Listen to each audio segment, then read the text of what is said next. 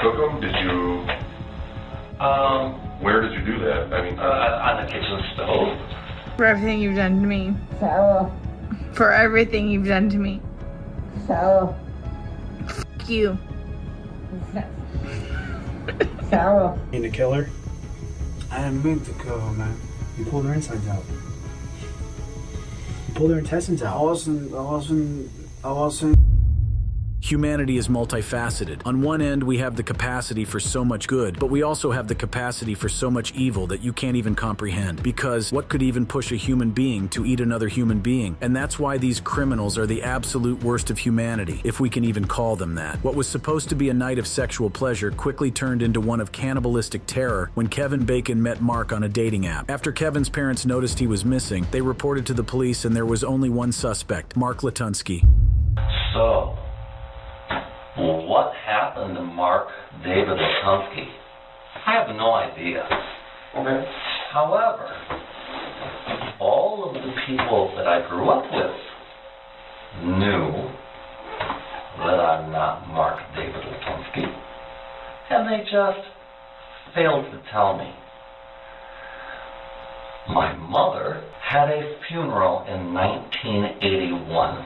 Okay, so she died in 1981. Sorry to hear that. Okay. So what is the name that you prefer or that you use? Now, well, here, as long as you're filling, my father, What's his date of birth? I have no idea. Where does he live? He passed away in, I believe, 2002. He lived somewhere in Owasso, as I recall. Okay. Now, I was raised by my sister. However, when I did my ancestry DNA, and I'm not a Latunsky, so I did the digging, and when I confronted the people that I was raised with, they said, oh, now you know. I said, okay, so who's Mark Latunsky? Who knows? At least as far as I know. I know he was born. I have a birth certificate. But the dates on that birth certificate span 1969 to 1972. So I was born no earlier than 1969 and no later than 1972 when two cousins from my family, genetic family, signed off on those state of Michigan documents. I don't know if that document is a death certificate for Mark Latunsky or not. But I've been using that name to go to school, get an education, hold a job, but it's not me, and everyone in this county knows it. For some reason, Mark doesn't believe his name is Mark Latunsky and goes on a very long rant about how he's not Latunsky. At this point, the main interrogation hasn't even begun, and he has already sounded a bit suspicious, and he also believes to be royalty. Is my name Mark David Latunsky? No. My name is Edgar Thomas Hill. So you're Edgar Thomas Hill. And that name is a family name because my grandfather, my great-grandfather, and my great-great-grandfather. Okay. So, What's your date of birth? I don't know. Okay. What is the name that you prefer to be called? Well, when I started to realize that that was a stolen identity, one, I stopped voting. Two, I'd been trying to get rid of it for a long time because that name is a name of a bunch of people that I have absolutely no relationship to. So the name that I go by is Olikos. How do you spell it? OlyKos. Okay. And that's at least a common name that I use. But only because I've never really used any of those other names. And when I hear the name Mark Lipinski, I know that somebody's talking garbage. It's not real. Okay, we'll leave those. So, All right. You were brought down here, obviously, well, when the police came to your house, they put you in the handcuffs, and then you were driven down here. yes, And I want to talk to you. But before I can do so, because you're in handcuffs and you're brought down here, I need to advise you of your Miranda rights. sure. Okay, so I'm going to read you your Miranda rights form. Once we get through those, then we'll talk to you about what's going on. Mm-hmm. Okay. So the first thing is you have the right to remain silent. Anything you say can and will be used against you in a court of law. You have the right to talk to a lawyer and have him or her present with you before or during questioning. If you want a lawyer but cannot afford one will be appointed to represent you at public expense. If you waive the right to remain silent and later will stop answering questions, the questions will stop. And if you waive the right to have a lawyer present and later change your mind, the question will stop until you have talked to the lawyer. Now the real interrogation begins as the cop gives him some forms to sign. But first, the cop tries to build rapport with him concerning his work. What do you do? You said you mentioned you work. What do you do for a living? Well, right now I'm doing construction. What I have done for a living is had my trust funds raided by people who were pretending to employ me and giving me back my own money. That was my employment up until February of this year. Okay. That ran through two companies. The first one was Flint Inc. No complaints about them on my part. They acted very honorably. But when they realized how deep they were in, they sold the business, got the hell out of Dodge, and passed it off to the international bankers. Okay. American Chemical got in a little bit deeper because they decided to send a member of the family to New York and sit down with the New York bankers so that they knew the extent and breadth of the trust funds that they were being paid by. I don't know the details of that. What did you do for Flint Inc.? For Flint Inc., I worked as a bench chemist. Okay, so is that a tattoo place or is that? No, I don't know what Flint Inc. is. Flint Ink, so printing inks. The manufacturer of the inks that go on everything from newspapers to packaging or anything else that's printed. Okay. They got into digital printing, but they spun it off as, but ink, I-N-K, Gotcha. but not tattoo place, no. Okay. And then what did you do for American Chemical? I have no idea what I was actually doing. The stuff that they had me just signing off on ended up being just garbage. I was a quality manager for a company whose business model was to have no quality. So I was pretty much a lie detector. If we can fool this guy, man, we're scot-free. We can get away with anything. They talk a lot more about his work, building rapport, even though the detectives aren't exactly sure how the whole trust fund conversation is relevant. He also mentions a man in a basement. This continues for a while until Mark starts talking about doing something for the victim's family, and then the cop hits him with this question. So the man in the basement, when did he come to your house? I picked him up. We physically met in Swartz Creek. And that was when because he had given me details of what he wanted.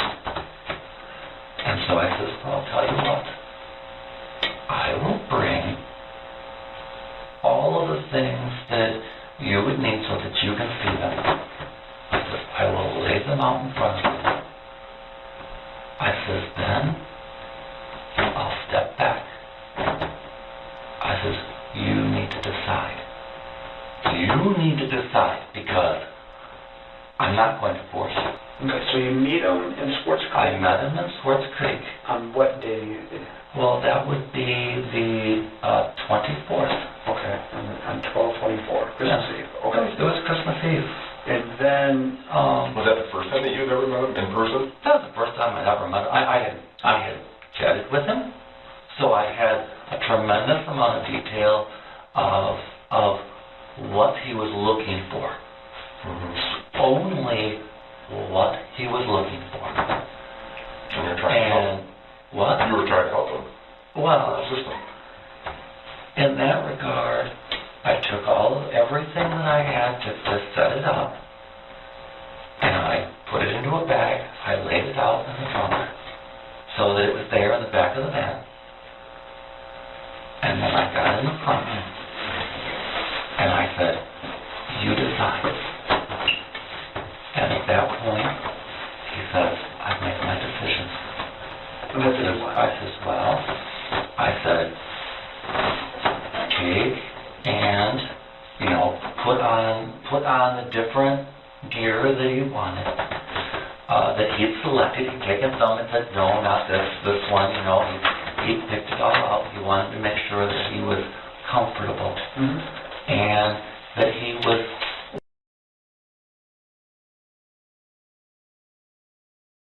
as well as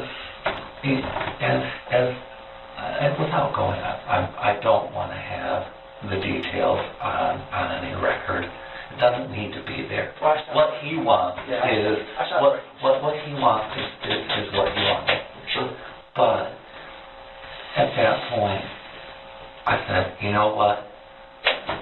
I'm not going to put these on you. Now this is where it starts getting dark. He nonchalantly admits to murdering Kevin Bacon, but says Kevin gave him permission. what sites did you meet him on? Gosh, I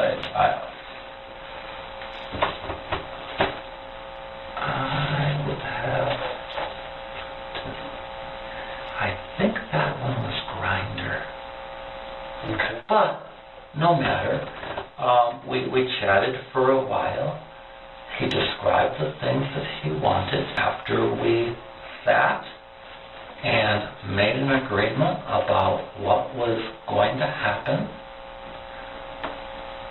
we made the agreement, and he was supposed to disappear, be gone. He had, but you know as well as I do that in our society, although we say, a man can just go, does our society really allow that? No. And what it leaves behind is all kinds of I'm going to say, things for his family that a man doesn't want to leave. Now, the things that I set up for him and plan to do for him in that regard would do something for his family that would make it easier. But that agreement between him and I really shouldn't have anything to do with anything but him or I. So what was the agreement? In total, one, that I would, and I started to do it. It's like, this is what it is. And he looked at it. I mean, we laid together for a while. He asked me to. I did. He just admitted to murder with absolutely no remorse. He was trying to convince the police that what he did was the right thing to do because Kevin Bacon had allowed him to, but he never says what the agreement actually was. However, this interrogation only gets darker when he starts to describe how he killed, cooked, and ate him in gory details. I killed Kevin Bacon. Kevin Bacon is my hero. I took his head and I moved it to the side and this way. So it was as much as I could in order to, I hope, whatever it was, it at least initiated another gash that was, there wasn't the spray like there was the first time, so it was at least more effective. So when you say the spray the first time, what do you mean? That was when I... So the spray on the wall is what you think, what you're referring to as the first That time. was the first one. And then when you did this, when you The did second one, it was just, you know, it's like, I need to end this as quickly as I can. And it was after that I could tell that he was unconscious. How did you do that? Did you cook them? Did you... where did you do that? I mean... on the kitchen stove. like with a frying pan? It was the griddle. I mean, I eat Rocky Mountain oysters anyway. Sure. I have a carton of them that I had bought. And so it's really very simple. You slice them thin, you saute them with some Worcestershire sauce, and once they're done, you just eat them. Sick, absolutely sick, Latunsky revealed he had fried and consumed Bacon's testicles, planned to use his blood and bones for plant fertilization, and his muscles for jerky. Charged with homicide and mutilation, he was initially found incompetent in 2020. However, after being deemed fit for trial, he was ultimately sentenced to life in prison in 2022. But if you think this case is sick, brace yourself for the story of the man who gutted his girlfriend like a fish. I didn't want to kill her. I know I killed her. That's whatever I did. In a chilling confession to detectives, Fidel Lopez recounted a night of passion turned deadly. It all began with tequila-fueled desire, but when Nemeth uttered her ex-husband's name, rage consumed Lopez. What followed was a frenzy of destruction, shattered glass and punched walls. But the horror didn't end there. In a gruesome turn, Lopez described his transformation into a monster, a tale of violence that ended with a desperate 911 call and a life lost. Alright, so I just want to make sure I have your name spelled correctly and your information.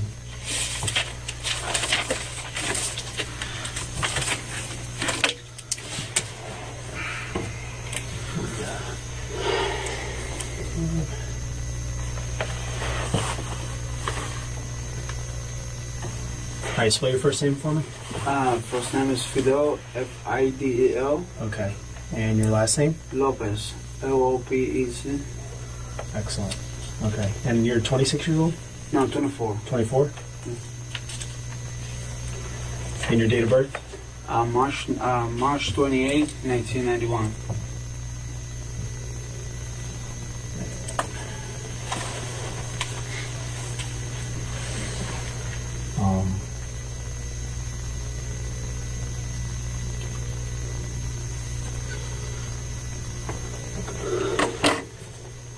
All right, we're going to talk about what happened tonight. All right, we're going to go everything in detail. Obviously, what I want to do is go over your right to waiver form. This is your rights. I'm going to read you each thing.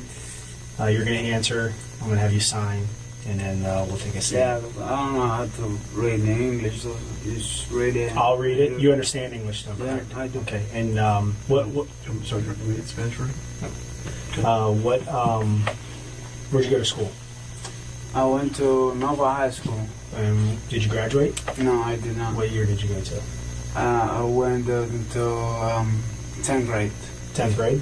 Okay. And you have a job? I have a job. Where do you work? I work on 595 drug stop All right. as a mechanic. Mechanic? How long have you done that? I just started there, I'll be there for a month already. A month? Mm-hmm. Okay. So the interrogation starts light with the cop trying to get the basics and all that. Then the cop steers the conversation to ask about Fidel's relationship with his girlfriend. Who do you live with, Barry? I live with her, with Maria Nemeth. Okay, Maria. What's Maria's last name? Maria Nemeth. Can you spell that? Nemeth is N-E-M-E-T-H. Okay. Nemeth. All right. How long have you guys been together? We've been together for about a year and 2 months, almost, you know. Okay. And how long have you been in the apartment over here in Sunrise? Over here, about 6 days a week.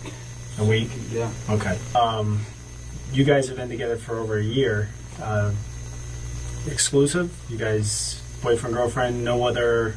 No. Has she ever been married before? Yeah, she was. She was. How long? When was that? She was married for 8 years. 8 years? With another guy. Have any children? No.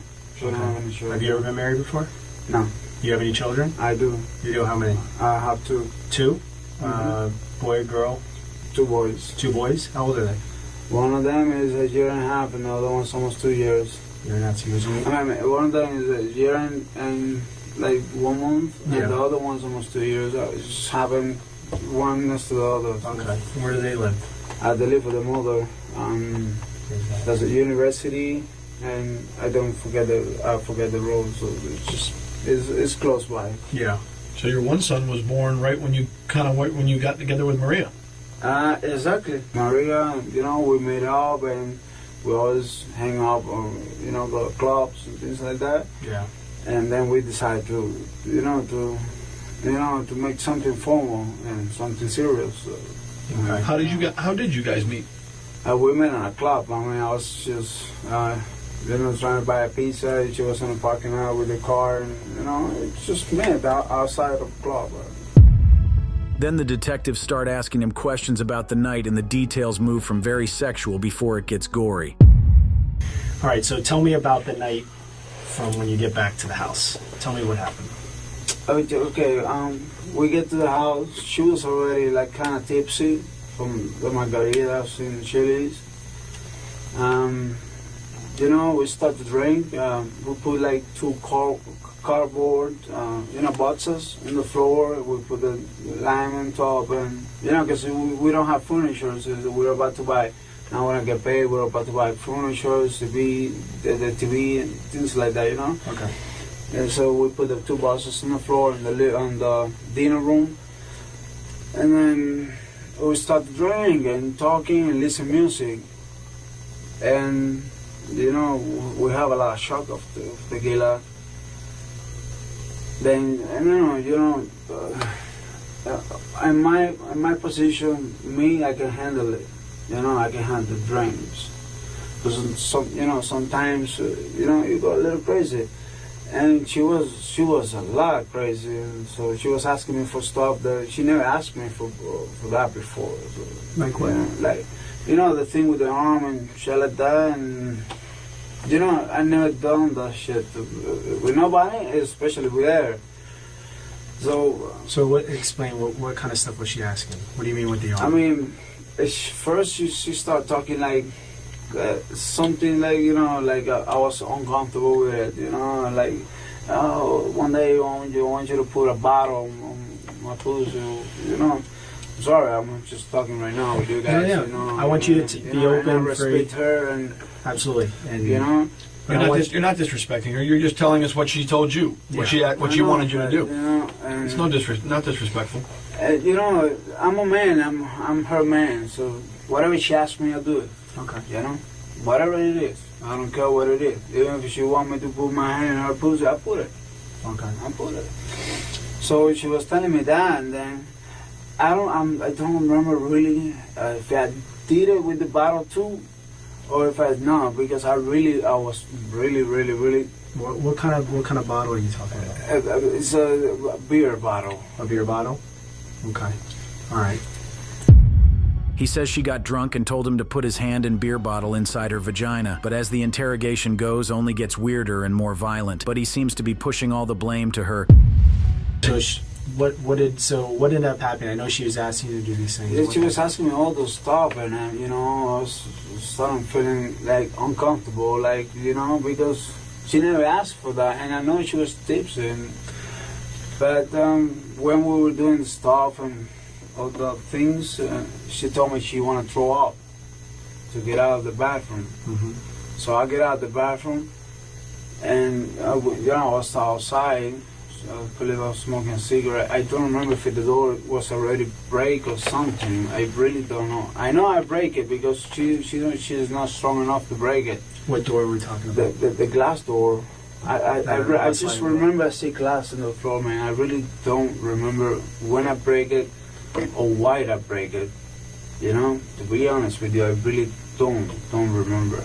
Okay. The only thing I remember clearly is that I went to the bathroom and she was like not breathing. She was like this. And I just want to call 911. And where was she? She was like between the toilet and the shower thing. Like just honey, like, and I thought she was throwing in the shower. I mean, but you know she wasn't. I mean, You thought she was throwing up? I thought she was throwing up, but you know I don't hear any noise. So I knocked the door. She announced it, and I'm getting straight to this. She wasn't breathing. You know, she was constant. She was talking to me. Yeah. You know, but you know, one moment I get so nervous and scared, and then I get the phone and call 911 because she was getting worse and worse. And you know, I don't know. And whose phone did you use to call 911? The wife phone. I mean, I don't remember where we were listening music with the phone and the Bluetooth. Okay. All right, but I really don't remember where I grabbed the phone from. I called 911, and then when I was gonna call 911 again, I didn't find the phone. I don't remember if she take it or if she throw it or something. What I remember is that I put a battery in the phone. The battery? Yeah, the battery in the phone. I don't remember where I find it, but I put the battery in the phone and called 911 again. But However, as the interrogation goes on, Fidel refuses to accept that he killed her on purpose and ripped her insides. He insists it's just rough sex, and he doesn't remember. She also said that she asked for it, but then again, no one ever asked for their insides to be ripped out. I just got off the phone with our crime scene, and the medical examiner is there, okay? The doctor. And there's the injury to her is severe. Severe injuries. Severe injuries. Body. Yes. Multiple injuries inside there. Tissue ripped out. What is that? Tissue inside. All the insides out on the floor. What else? That's the cause of the death? Yeah. We think. You know the amount of blood that's in there? Her insides were ripped out. What happened, man? What happened? Fidel, this is not a case of just rough sex. Yeah. Okay? This is not a case of rough sex.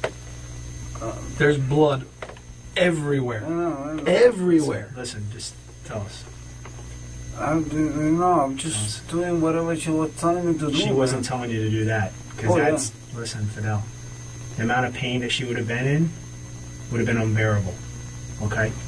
The amount the doctor just looked inside of her, and the amount of pain that she would have had, she wouldn't have been able to withstand it. I don't kill her, man. I don't. We're not saying you intended to. No one's saying you intended to do it. No one's saying you wanted to. I hear your remorse. Listen, man. I heard the remorse in your voice when you're trying to get help, and I understand that you care for her and this is someone that you love. I don't care. But however, there's injuries inside of her that need to be explained. She was telling me what I was doing. She told me, do this, do it, man. She was telling me. I She understand, was but telling me. listen, you as a human being, you as someone that loves this girl, would not be doing that to her, even if she was asking you. We both were It's- drunk, man. I don't care. I don't care. That doesn't make a difference in this situation. Okay? There's serious injury to her. There's things that were done in there, and I think you have a little bit of a conscience, and you were worried. You were worried because you even cleaned the blood off yourself. Okay? And hey, listen. Look, you love this girl. I love her, man. Of This is course. so I know what happened in there is not something that you expected to happen. Okay? It just things went wrong. Things went bad. After much push, he finally says what happened. Fidel killed her because she called him by her ex-husband's name during sex. But when we were doing making love, she told me something that I really don't. It just she changed my name. She called me the other fucking name of the other guy, and then she said it twice. And she was wrong. She was confusing me with him. I didn't want to kill her. I know I killed her. That's whatever I did with her was the reason. But she was asking me about the bottle. And she was asking me about the hand too. And maybe things go a little bit far because, you know, once she's confusing me with the other one and she told me to do stuff with her that I've never done before, I think that she might think that's the other stuff that she does with the other one before. And I don't know, man. I'm turning myself into a fucking monster.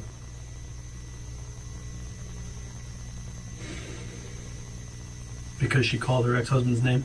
Huh? Because she called you by her ex-husband's name? Yeah, man. My mind blocked out. I mean, my mind just blocked. Everything I was doing, I didn't think. It just was straight up. And When you but were, I didn't mean to kill her, man. I really don't. listen, I really don't. when I see that, you saying you didn't mean to kill her, I didn't mean to kill her, man. you pulled her insides out. You pulled her intestines I out. wasn't knowing what I was What did you think was doing, gonna? man. What did you think was gonna happen to her? They should just get up and go make breakfast. I mean, at some point during this, you knew there was a point of no return, right? That's what I take her to the bathroom and start putting water on her face and call 911, man. But she was gone by then.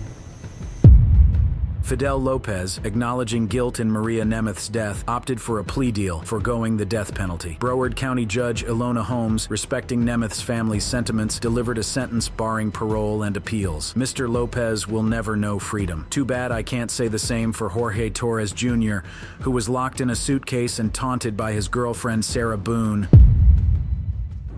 Fuck you. Sarah. Fuck you. Sarah. In a chilling call to 911, Sarah Boone recounted a night that turned into a nightmare. Amidst their alleged game of hide-and-seek, she and Jorge Torres Jr. conceived a macabre joke, placing him inside a suitcase. However, Boone, fueled by wine, said she drifted to sleep, only to wake up to Torres's lifeless body. As emergency responders arrived, the truth of the tragedy unfolded, casting a shadow over Winter Park, Florida. Put the time that you called it. You got the time you called it? Okay, perfect. You can't go back inside. What's going on? Who is he to you? Boyfriend? Yes, for like 3.5 years. What happened? He and I, we drank last night. We had a. Can you pass this to the around to the FD guys? Stop. They need to sign that for sure. They're with me, so they're not. Oh, they're not leaving? I Okay. think I woke her up. No. Each of them has to. So this might be a real scene. So each of them has to put their name. Normally, and I just put everybody. Yeah, you call it working. What's going on? So I just got here, so fill me in. No problem. Like, Yeah, he and I were putting a puzzle together. We've been doing some artwork together. You are putting a puzzle together? Yes, we have a puzzle that we started in there. Okay. We've been doing art, trying to take the stuff off the wall to make new art put up there, like having a good time with one another. But we're drinking. We had a bottle of wine last night. Okay. Fine. So then it's like, we decided to play hide and seek, right? Okay. So he gets in the suitcase, okay? Who is this guy? That's my ex-husband, my former husband. How did he live here with you guys? No, I called him over here. Okay. I didn't know what to do. Okay. I didn't know what to do. Okay. So then he came over here. Here, let's talk in private, okay? I called you guys. I tried giving you CPR. The problem is I fell asleep. I fell asleep. When did you do CPR? This morning, when I found him. Before you called? Yes! It's 1 o'clock right now. I tried. I was awake, but I actually got out of the bed at like 12:30ish, whatever. So I came downstairs, and I was like, oh, he's in the suitcase still. And that's when I found him, and I took him out, and I tried doing CPR, and then I called him, and then I called you guys. Did he get here before the fire department got here? Who? Your husband? Or Yes. your ex-husband? Yes. Okay. Where does he live at? Right down the street. Okay. So you were playing and who zipped him up? I did, but then I fell asleep. Okay. You're okay. I wasn't here. I'm just trying to figure out what happened. I fell asleep, so I don't know if he suffocated or like had an aneurysm or a heart attack or what. What kind of medical conditions does he have? None that I know of. Nothing that you know of. None you didn't that I take know any of. medicine? No. All we had was a bottle of wine. Literally, just a bottle of wine. Okay. Doing puzzle artwork. Then we decided to play hide and seek. That's all that happened. Okay. So I don't know if he had a heart attack or what in there. Like, I don't know what happened. So how long were you doing CPR on him prior to you calling 911? You tried that all morning? Yes. Okay. The detective that came on scene is trying to understand what happened, but the more she asks questions, the more frantic Sarah gets. Here, let me fill this deputy in, okay? Please, may I have my Dr. Pepper? I am so cotton mouth right now. Ma'am, and you can't talk to him until we get done with this, okay? Just don't leave, okay, Brian? Thank you, ma'am. Well, Appreciate I'm it. Thank you.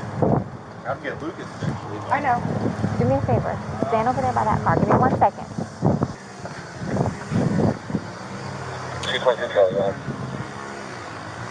Just give us a second, okay? Somebody else on that call operation. It's on the counter. I can't move anything from out of the house. Here, I want you to sit down because I don't want you passing out. This is probably a lot for you to deal with, right? Sit. I don't water. Just water. I can get you some water, okay? Just I want you not on your seat because I don't want you passing out on me. I need water. Okay, I'll get some for you. 222 Charlie, put you on it.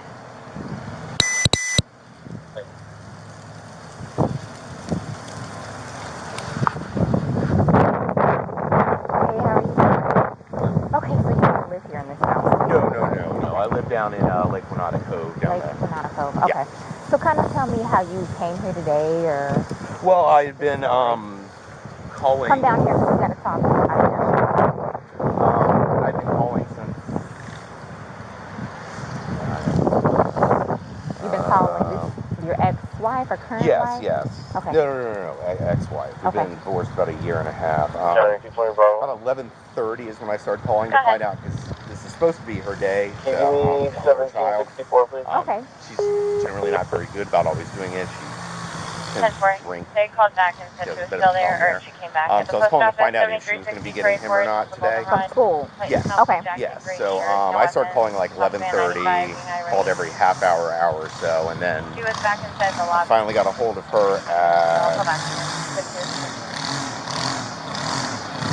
12:49, which is when she told me what was going on and if I'd come over here. So I came over. She called at 12:45. Yeah. Okay. Or 12:49. 12:49. Got over here, told her she needed to call 911, get somebody over here, and then basically she said she needed to go outside, have a drink and a cigarette.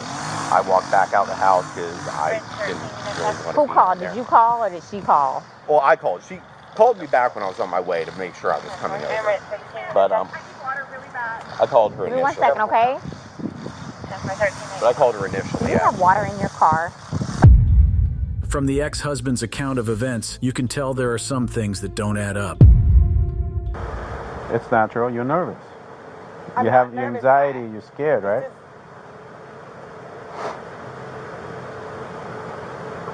I don't know how to explain it to you. It's okay. You don't have to. I don't know how to. I'm just waiting for whoever, so... I could tell you this. I'm going to be here just as long as you are. Including my... It'll be a while. I'm welcoming this breeze right now. It's kind of warm. All right? So just bear with us. I know. All right? If you could, give me whatever updates or anything that you know of, that's just how I work, so I know, kind of what... Well, let me look at my computer, see.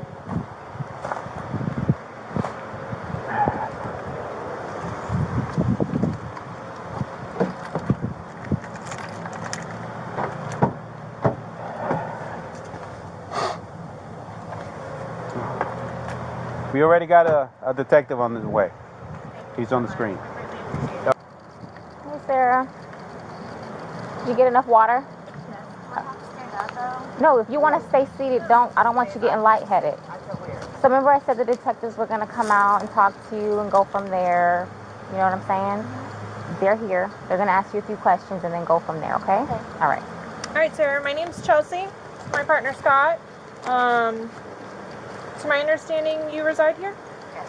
Okay. Is it just you, And George. Okay. And I have a 9-year-old. It's 50-50 with Brian, my former husband. Your former husband. Okay. But you reside here with George, and then your son lives with you, or it's 50-50? Yeah. Okay.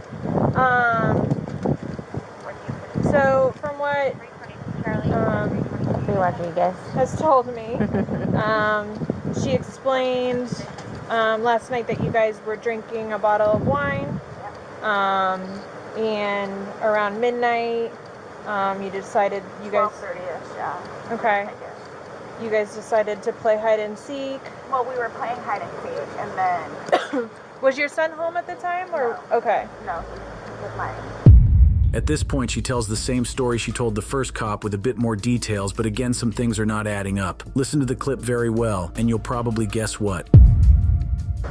Decided to play, we're just stupid like that. Like, sure, we were putting puzzles together, we were doing artwork.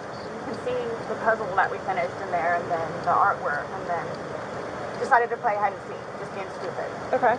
So he decided to get in the suitcase. So I thought it would be funny to, and he was laughing about it too, to dip him up in there. I go upstairs and fell asleep. So this morning or this afternoon when I actually got up out of the bed, I thought for sure he was downstairs on the laptop because he was being really quiet. But then I came downstairs and I'm like, where is he? Like, and then that's when I found him. Okay. I don't know what happened. Okay. And then you weren't sure about if you woke up this morning? It was afternoon. I mean, I was awake. Or this afternoon? But I just didn't want to come downstairs. So I just laid in the bed for a little while. And then I eventually came downstairs and was confused about where he was. And then I was like, oh my God, he's in the suitcase still. So I pulled him out and I stretched him out and I started to try to do CPR on him. I called you guys. Well, I called Brian. Okay. And then as soon as he got here, which is 30 seconds down the road, I called you guys. Okay. And the person on the phone had me do the compressions continually still and count with him until you guys showed up. Okay. And so as a part of our investigation, we obviously have to go inside the house. We have to look at things. Are you okay with us going in the house and looking at things? Yes. Okay. Okay. And forensics, so we have to have our forensics crime scene investigators come out. Are you also okay with them coming inside, taking photographs and... Whatever you need to do. Okay. Can I ask, is I'm sorry, George, was he diagnosed with any kind of medical history? Not that I know of. Not that I know of. I don't know. I mean, he doesn't take drugs. I mean... So have you figured out what's missing? She said that they decided to play hide and seek, and that's when she decided to lock him up in the suitcase. That's not how hide and seek typically works, and in fact, that's actually not what happened. Later on, video evidence will come out that shows that she willfully locked Jorge and even laughed at him. Viewers' discretion is advised.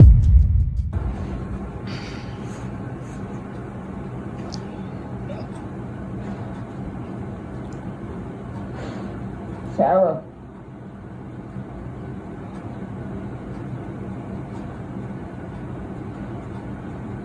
For everything you've done to me. Sarah. For everything you've done to me. Sarah. Fuck you. Sarah. Fuck you. Sarah. Stupid. Sarah. That's my name. Don't wear it up. Sarah. I can't fucking breathe, babe. Seriously. Yeah, that's when you do when you choke me. Sarah. Sarah.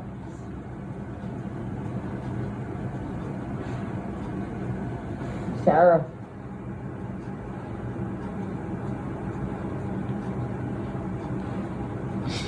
Sarah, I can't breathe, babe. That's on you. A very painful end. The legal proceedings for Sarah Boone are scheduled to commence on May 13th, 2024. But since then, she's had more than 7 attorneys because she has been very difficult. Till then, the only thing we can hope for is that the hand of justice falls heavily on her. Thanks for watching. Click on the videos on your screen for similar content.